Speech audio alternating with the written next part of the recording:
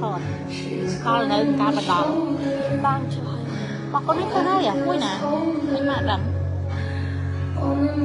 anh mà mía bang thọt vui nè bác cổ cái chớ nè mấy ăn thọt luôn rồi kìa con này ăn cho con đào không hả mặt thơ đó bên ra mặt đang thầm mùi nặng bác cổ học mà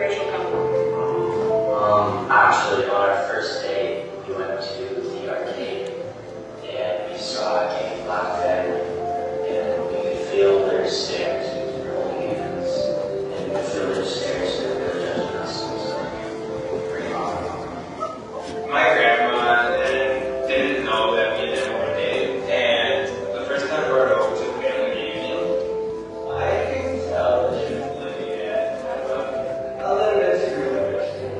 How did it make you feel? It was like really awkward and really kind of sad because I was so excited to go on a date and I was so focused on that and then that just kind of made me feel lost. It was very good. I feel very included and welcomed into being family. How did growing up together in public change after this happened?